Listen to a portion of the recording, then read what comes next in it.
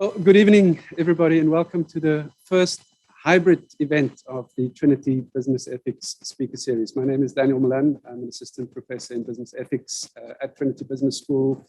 And in a moment, I'm going to introduce the moderator for this evening, my colleague Martha O'Hagan-Lapp.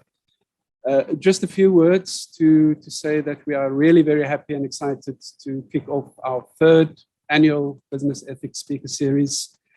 We started in 2020 in the middle of lockdown with my colleague Max, who's here, and our other colleague Kenneth Silver, three business ethics professors at Trinity, trying to think of ways in which we could bring the message of business ethics to an internal but also an external audience. And Max said, why don't we start a business ethics speaker series? And we all thought it was a great idea.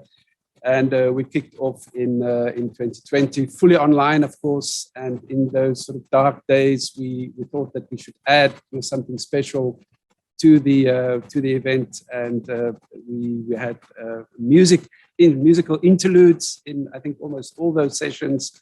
We also had a post-event social where people could switch on their cameras and have a drink, a cup of tea, a glass of wine, and continue the conversation.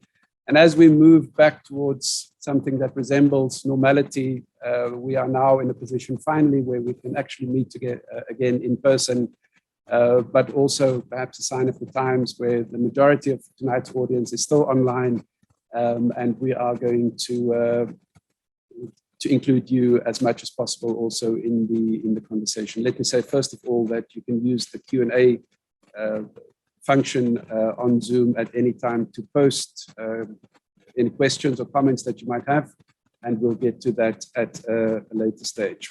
I mentioned some of the earlier events. There's also a very nice video available on the Trinity website if you want to have a look at that. And without going into a lot of detail, just a quick overview of the rest of the series for this year. We're kicking off with our first guest, Professor Neil Kellard, this evening. He'll be introduced formally in a moment. Then on the 17th of November, Professor Bob Eccles from the University of Oxford will talk about turning down the heat on the ESG debate. You'll see that we have a bit of a theme going here in terms of ESG issues because it's such a topical issue.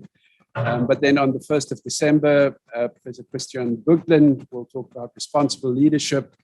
And then we start again in early February with Professor Mary Gentili that will talk about her Giving Voice to Values program.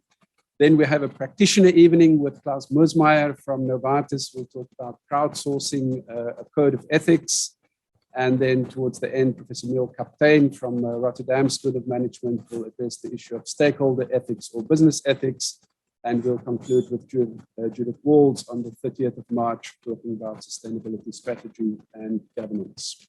So once again, welcome to everybody. And I'm delighted to hand over to the moderator for this evening, Martha O'Hagan-Lapp. Martha, thanks very much. Thanks, Daniel, and welcome everybody to our attendees in person and our attendees online. So as Daniel said, my name is Martha O'Hagan. I'm Associate Professor of Finance in the Business School, and I have a keen interest in sustainable finance, which led me to come into contact with Professor Neil Kellard, who very kindly has travelled over from the UK to talk to us in Dublin today. And as Daniel said, we've gone from fully online to hybrid, so it's great to have attendees in both forms.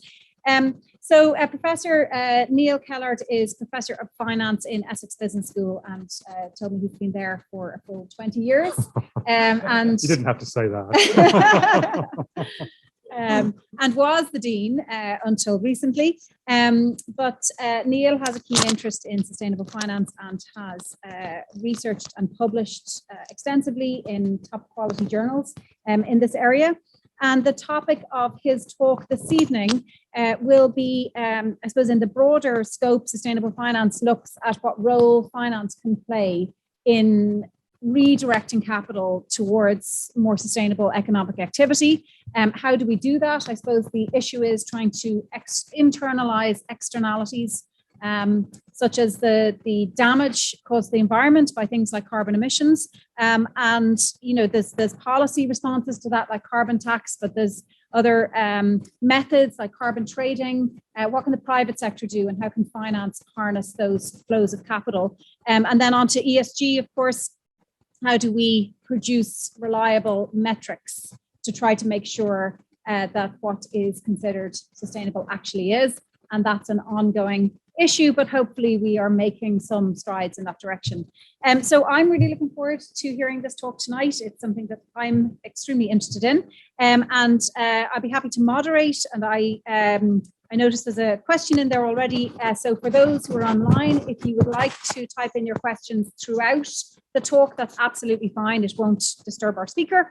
And then after about half an hour or so, we will be taking questions from our in-person audience and our online audience. So I will hand over at this stage to Professor Kellard. Thanks. Thank you very much, Martha and Daniel, for having me. I hope you can hear me obviously you can hear me in the room, I think. I hope you can hear me online. I hope that's okay. As it says up there, the title is Carbon Trading, Firm Behavior and ESG Measures. And we're going to try and cover that as well as we can in the next half an hour. Most of the research that I'll talk about today, some of our research is joint work with Panagiotis Andreou, who's at the Cyprus University of Technology. And as Martha said, my name's Neil Kellard, and I've been at the University of Essex forever. So there you go. Oh, sorry, it doesn't work. How about this? No. Okay, just use. Okay, fantastic. Thank you very much. I feel like my dad now. That's great. Fairly standard presentation line. I'm going to just go through some of the research questions that we're interested in. In our research, we particularly focused on the European Union's emissions trading system. So give a brief outline of that. I'll look briefly at some theoretical underpinnings, discuss some of our data. I'll skip over the methodology and empirical results to a degree, but I'm quite happy to take questions on those, have a discussion, and then discuss some of our further work. So that's where I'm going to go. The talk is primarily based around two pieces of research.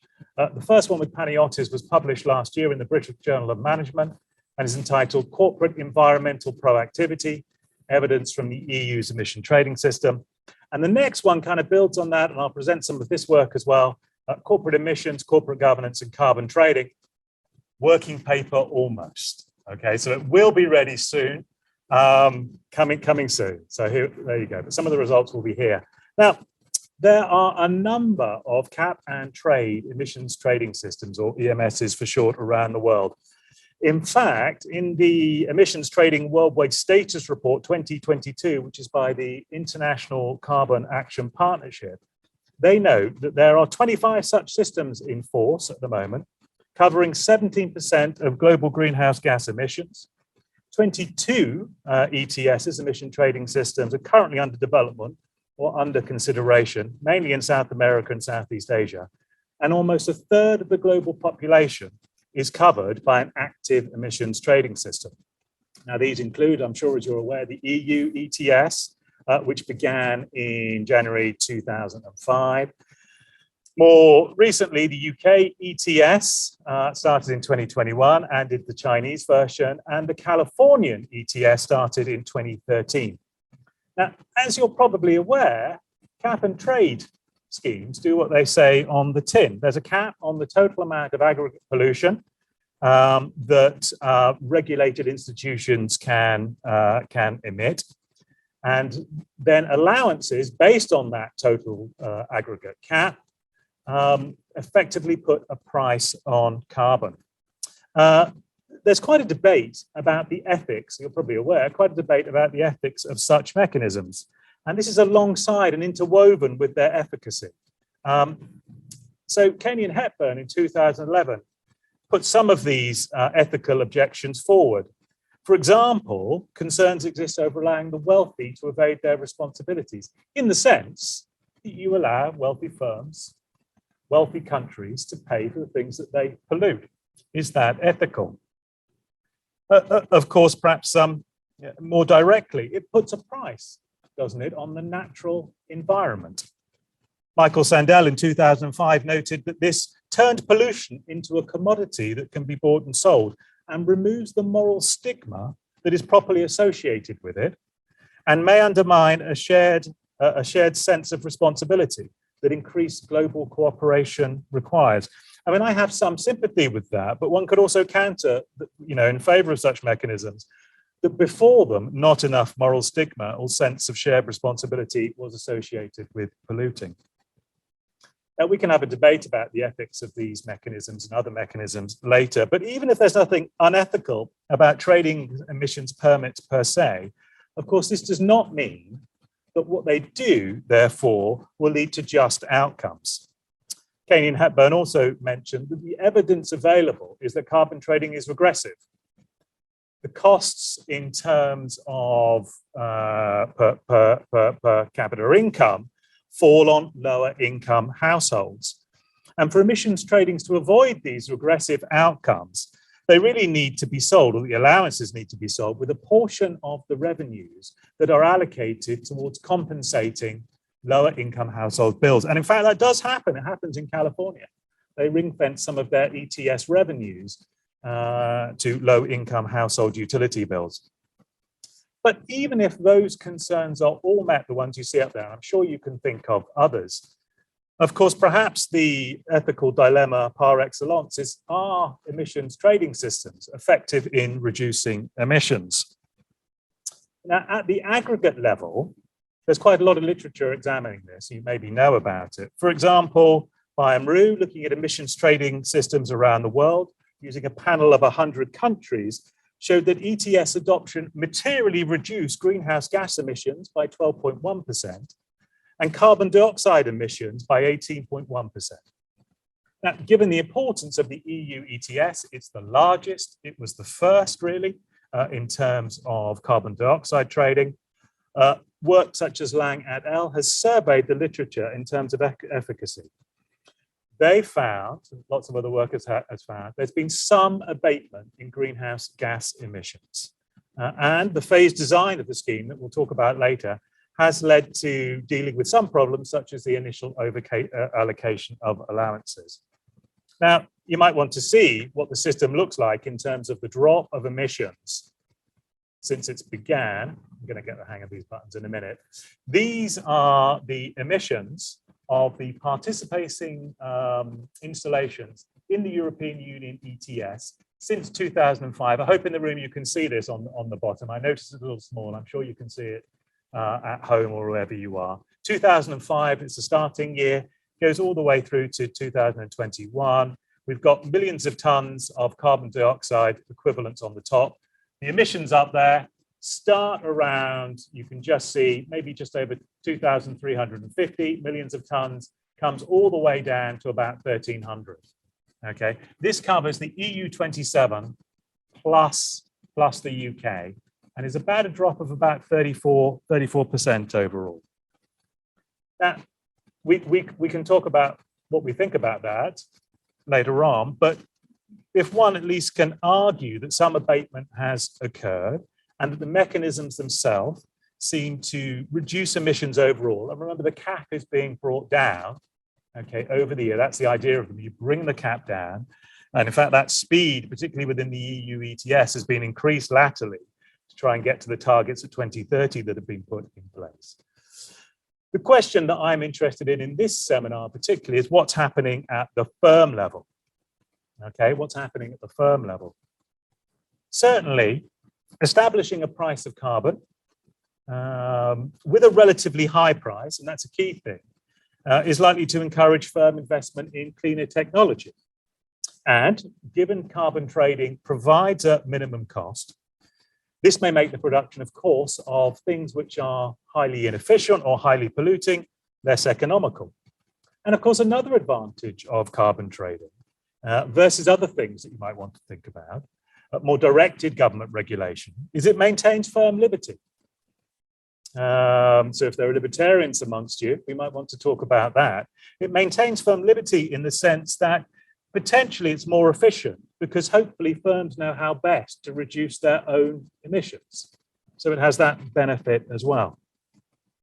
Now, alongside carbon trading mechanisms, and you heard Martha talk about it later, there are other ways. There are other responses to environmental pressures, carbon tax, et cetera, One of them has been corporate social responsibility scores and latterly environmental, social, and government measures. Again, one might proffer ethical and effectiveness concerns about those, and we'll talk about that a bit later on, particularly and not limited to the issues of greenwashing. Therefore, given Paniartis and I wanted to look at effectiveness at a firm level, aside from CSR or ESG scores, what evidence can we ascertain about a firm's environmental behavior? What should we look at if we're not going to use CSR and ESG scores? Particularly, we wanted to start investigating whether particular types of firms are more likely to be, and hopefully if you've seen from the title of the initial paper, are more likely to be environmentally proactive. Which firms tend to behave in a manner most consistent with what you might want from a policy? So what we do in some of our empirical work is, for a while at least, we eschew looking at ESG measures and we focus on per firm verified and allocated greenhouse gas emissions from the European Union's emission trading system.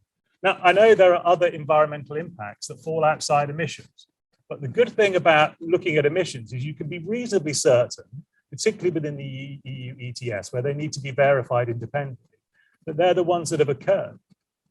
And again, we might talk about ESG or CSR measures later on. They're much more difficult to ascertain in terms of their veracity, right, over time. And we'll talk about that in relation to emissions in a bit. Now, given that some firms, when you start looking at the data, given that some firms exceed or undershoot their allocated allowances, and if you know about the scheme, you'll know that certainly during phase 1 and phase 2, most of the allowances were given for free. And then in phase 3 and 4, and we're in phase 4 at the moment, still only around 50% of the allowances are auctioned. We'll talk about that. We posited that these allowances that firms are given are a useful proxy. We'll show the measure in a minute. I'll show the measure in a minute. A useful proxy for a firm's proactiveness. And I'll talk about that, as I said, in a second. Quickly, and I'm aware of time, but our first research questions then are to ask what factors explain movements in our proactiveness proxy. So we're going to come up with an environmental proactiveness proxy and then say what factors, including what firm types. You know, does it make a difference whether you're publicly listed or private? Does it make a difference whether you're state or non-state? Does your legal environment make a difference? Secondly, we're going to ask whether these measures of proactiveness that we're going to describe, do they affect future greenhouse gas emissions and future firm financial performance? You would hope if they're any good at being environmentally proactive, they would have some relationship with future greenhouse gas emissions. We want to look at that. That was really the work in the first paper, the one that's been published. The second piece of work then starts to focus more on firm greenhouse gas emissions and then brings in ESG scores, of course, which you can get for all these firms, and CSR scores, and says, do they have any relationship with future emissions at all? You'd want them to, right? You'd want them to have a relationship with them. Our fourth question then brings in internal governance measures and individual corporate governance measures, including things like the proportion of independent directors, gender diversity. Does that have a relationship with future emissions? And the last question really tries to tie these all together, and we look at the greenhouse gas emissions corporate governance relationship, but in the context of the EU ETS mechanism. So do the mechanisms that we choose for cap and trade, do they affect the relationship between corporate governance and the emissions themselves? So that's what we're going to look at. Can you hear me? Oh, no, you can't hear me because it's fallen on the floor. Okay, fantastic. I'm already breaking things. Let's see if I can put that around. Is that better? Good. Okay. Okay. Quick break. So that's where we're going.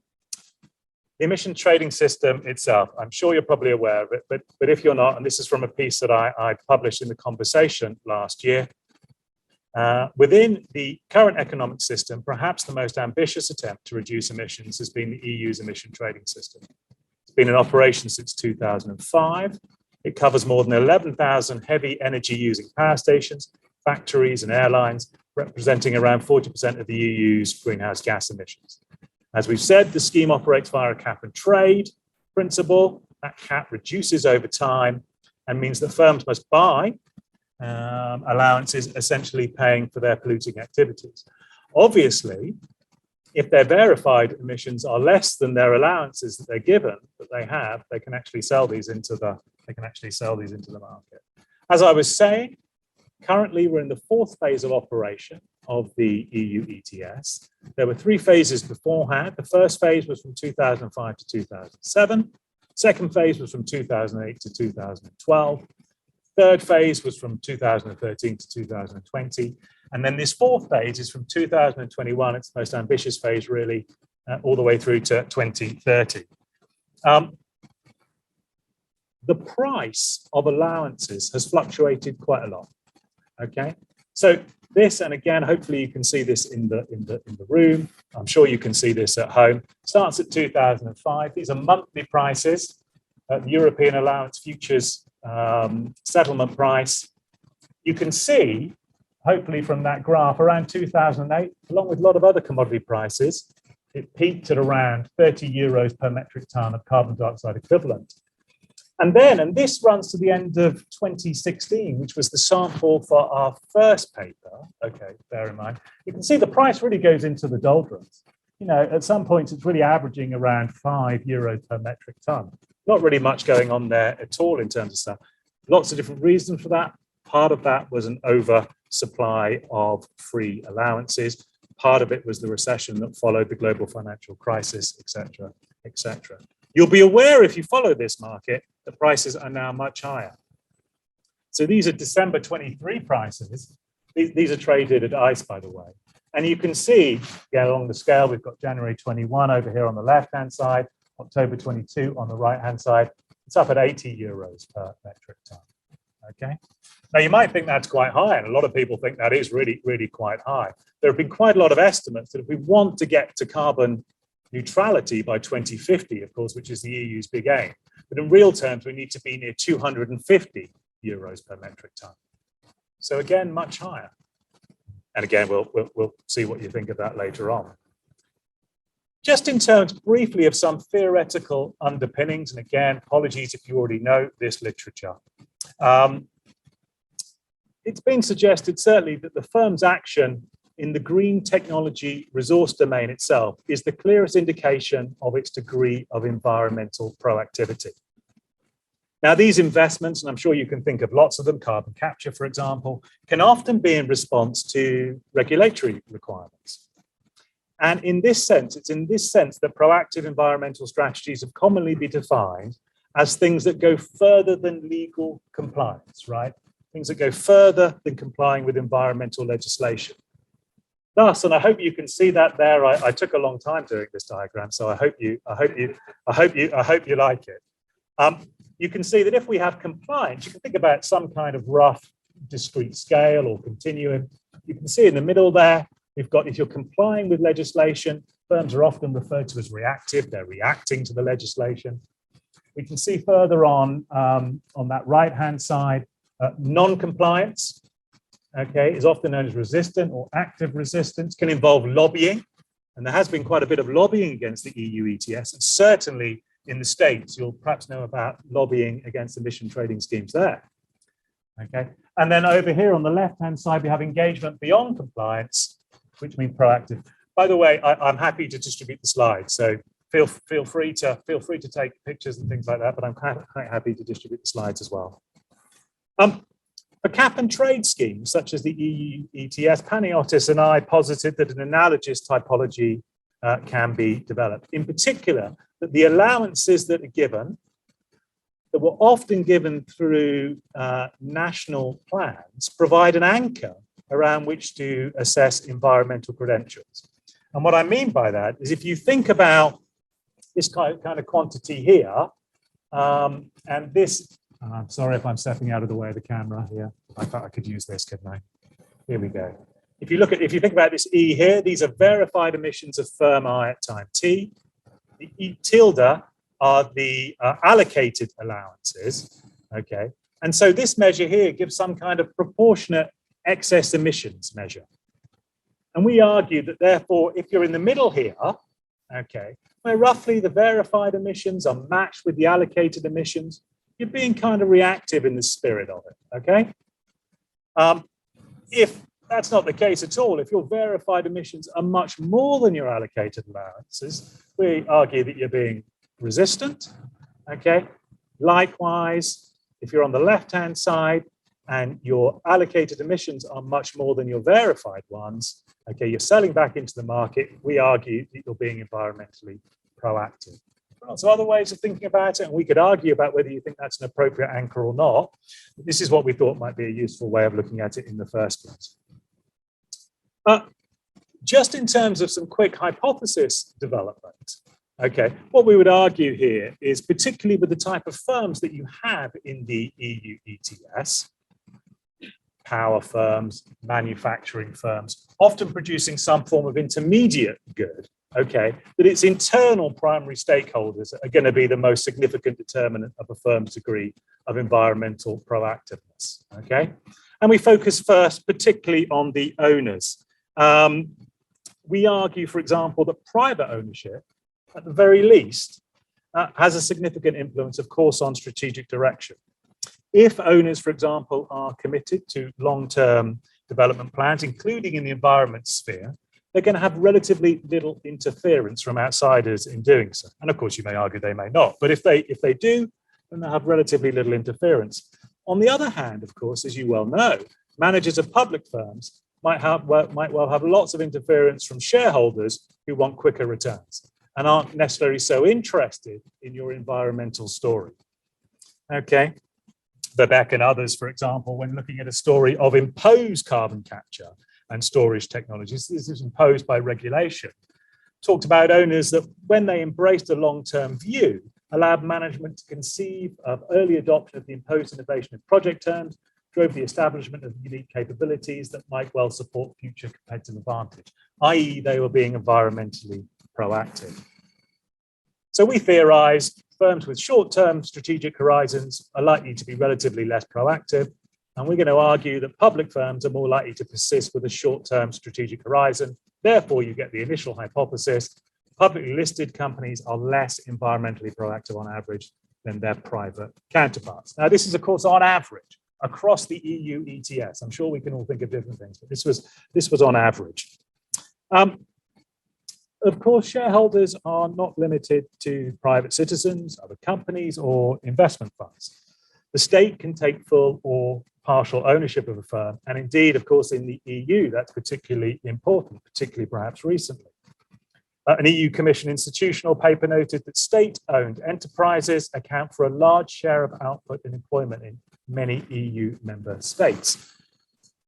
Since 2004, a number of countries, Poland, Romania, etc., have joined the EU and in particular have large state-owned industries and power companies. And so what we're going to argue is, given the transitional nature of such economies, many state-owned enterprises may not give sufficient priority to longer-term objectives such as environmental reform, although, by the way, some of the free allowances were meant to encourage that. And at an EU-wide level, we might expect the following: that state-owned companies are less environmentally proactive on average than other companies. Now, that's not necessarily the case in the literature around the world, by the way.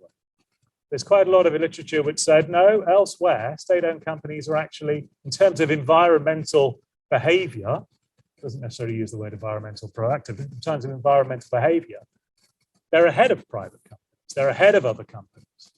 And for the reason that perhaps the government can take a longer term view. Of course, moving on, it's important to note that the states themselves, of course, can have indirect non-ownership effects within their jurisdiction. Different legal settings may well affect the environmental proactivity of firms. That sort of classic work by Laporta et al., which I guess you're probably all familiar with, states that legal origin partially determine contemporary differences in corporate governance. Common law countries present liberal market shareholder orientated approach. Civil law countries provide a more coordinated market system with a multi-stakeholder types of governments that Max and I perhaps were talking about earlier. So this distinction that we see, and given that we argue, for example, that outsiders, common law countries, typically require high rates of return over short-term horizons, while in civil law countries, insider control governance allows for longer term frames. And that, of course, there's quite a lot of evidence for that. We're going to argue that firms within civil law countries are more likely to be environmentally proactive compared to firms embedded in common law frameworks. And again, of course, that's a big, broad brush thing, big statement to make. But of course, that's what this system is also trying to do, right? I mean, this is a big system looking at this kind of stuff. So it's important to also target things at this kind of semi-aggregate level. Now, apart from the types of firms that might be being environmentally proactive, you'll be interested, of course, in what those firms do as well. Okay, you would hope, and this is our fourth hypothesis, and this should be fairly straightforward, that greenhouse gas emissions will be reduced further by firms that are environmentally proactive. Okay, so we're going to put that out there and we'll see if that happens when we look at our data. Given at least for our first sample period up until the end of 2016, you saw the futures price was relatively low. And of course, that investment in technology typically takes quite a few years to get through. And the pass-through for these firms to customers is often limited by regulatory authorities. We're also going to suggest in our fifth hypothesis that environmental proactiveness has a negative effect on firm performance in the relatively short term. And that's important, right? Because if you're being more environmentally proactive, but it's costing you, all right, it's going to be a disincentive to continue doing the kind of behavior that we might want from the policy. And I'm aware of time, so don't worry. Well, maybe worry, but hopefully don't worry too much. The data itself that we look at, I don't know why it says exploits. We're not really exploiting it. We get data from the EU ETS company data set. It's quite a big data set. The raw data set consists of 1,000 listed and private companies with installations in 31 European countries. Accounts for more than 90% of the carbon dioxide emissions from EU ETS companies and over 12,000 firm year observations. As I said, the sample spans the period 2005 to 2016, covering the first three phases. Okay, that's what we're going to be looking at. There's much more about the data in the paper if you want to have a look at it. I'm not going to go through the methodology in a lot of detail. On the left-hand side there, that YIT is a measure of environmental proactivity. Okay, these are panel estimations. We have standard errors which are clustered across firms and years. It's fixed effects. Let me just skip just in the matter of time. Sorry, it's very exciting. Nice diagrams, nice charts and all that. And have a look at them later. What do we find when we look at this? Well, we find in favor of the hypothesis that publicly listed firms, state-owned firms, and firms headquartered in common law legal systems are much less environmentally proactive than their peers, much less. Additionally, firms which have environmentally proactive behavior are found to reduce greenhouse gas emissions by quite a lot more than other firms. But this also, at least over the period of the study, and this is when the price comes into account, and we need to think about that, it diminishes their financial performance. In particular, we were looking at return on equity then. So in particular, from this first paper, our results suggested that over the sample period, there was an economic cost to good environmental behavior. Now, I will just look at this. This is a logit regression. Again, I'm not going to go into too much detail. At the top here, these are our dependent variables. These are measures of proactivity that are described in the paper. As those measures get larger, the firms become more proactive. These are, you can see on the left-hand side there, if I can get the cursor back, which I can't seem to get the cursor back. You see phase 2 and phase 3. These are just dummies for phase 2 and phase 3. You can see that phase 2 has got these positive coefficients and that phase 3 have these negative coefficients. I.e., in phase 2, when the price was higher, firms were much more likely to be proactive in an environmental sense than they were in phase 3. So this shows that this price really matters. And we thought that was quite an important result. Again, we can discuss that in a bit more detail. I just want to, in the last remaining minutes, just bring you some of the further work that we've been looking at. The second piece of research extends the data set. It's quite a large data set to 2018. We've got a range of corporate governance, corporate social responsibility, and environmental, social, and governance data for firms. Now, as you're probably aware, if you're coming from a business background, there's a lot of work that links corporate governance to numbers of firm level outcomes, including firm financial performance. There's a lot of debate in the corporate governance world around the appropriate measurement of corporate governance, whether single quantities are appropriate, like board independence, whether the CEO and chairperson's roles are held by a single board member, or whether it's better to have some kind of broad weighted index. Is that the best thing to look at? And it kind of mirrors the debate in the ESG world. You know, is it better just to look at emissions, or is it best to have some kind of index? And if it's going to be an index, how do you weight it and what do you have in it? There's been quite a bit of work in the environmental corporate governance space, including things like Liu and Wang in 2021, which suggests that environmental performance, and they used an index actually as the index got larger, the environmental performance was better. That was positively related to CSR disclosure and separation of the chair CEO roles. In an EU context, Garcia Martin and Herrera in 2020 showed that gender diverse boards were negatively linked to greenhouse gas emissions. The more diverse your board, the lower those emissions, those important emissions were. A relatively recent, and I think this is still an IMF working paper, but I haven't checked, maybe this has come out somewhere now, Almat et al. 2021, bringing in ESG measures, looking at data from 2002 to 2017, losing 61 large polluters in 23 countries, suggests that ESG, the overall measures that you may be familiar with, has at best a weak relationship with future emissions growth. And I think that's important to bear in mind when we're thinking about the usefulness of ESG measures, what they're telling us, okay? And in fact, and if you're interested in these things, I think it was to do with the type of fixed effects they had in their regression. If they had a certain type of fixed effects, they had a very weak, statistically significant relationship between emissions and ESG. If they didn't have that fixed effect in, then it went away completely, all right? Do these above results hold for EU ETS firms? And I think it's important to have an institutional boundary, by the way, where we're looking at how a mechanism is acting on particular firms. And what I was particularly interested in, what I thought was a bit of theoretical novelty here, is does the mechanism itself affect the corporate governance emissions relation?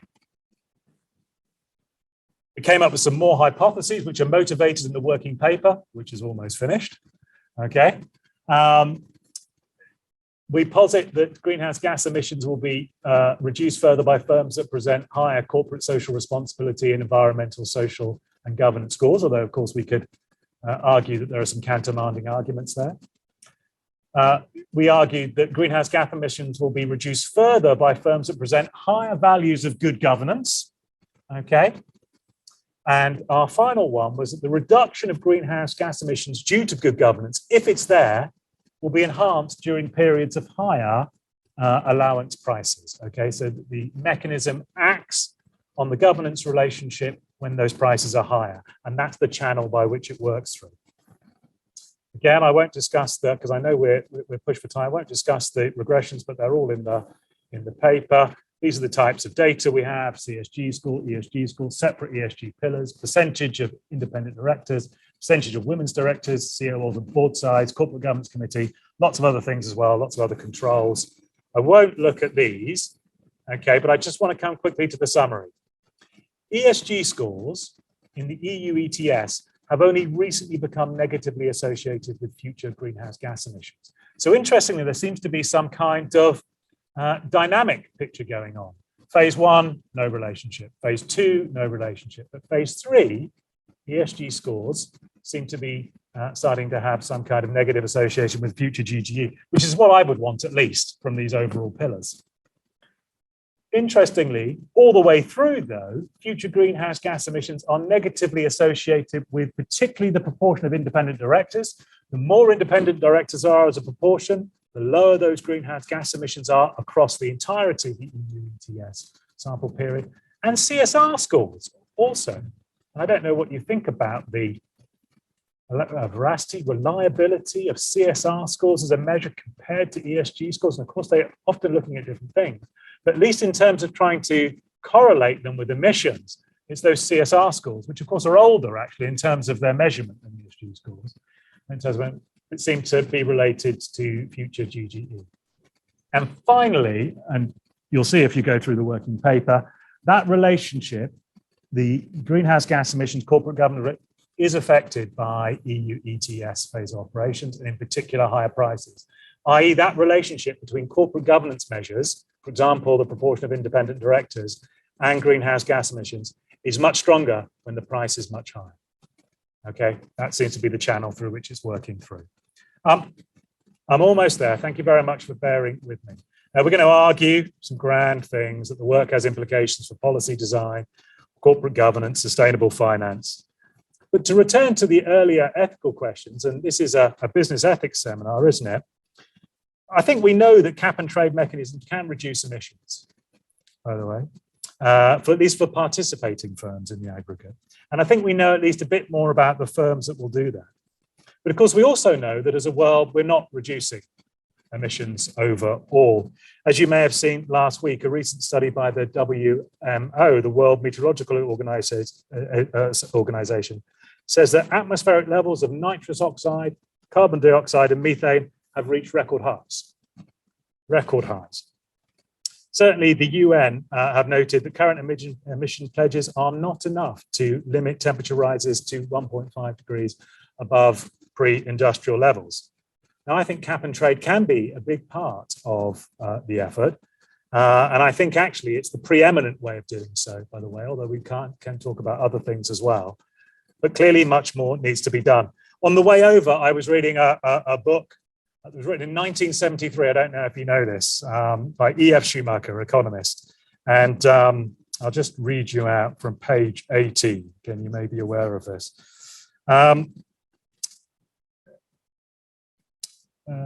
I started by saying, and this is Schumacher, I think this is quite interesting, 1973. I started by saying that one of the most fateful errors of our age is the belief that the problem of production has been solved. This illusion, I suggested, is mainly due to our inability to recognize that the modern industrial system, with all its intellectual sophistication, consumes the very basis on which it has been erected. To use the language of The Economist, and I presume there are some economists here, it lives on irreplaceable capital, which it cheerfully treats as income. I specified 3 categories of such capital: fossil fuels, the tolerance margins of nature, and the human substance.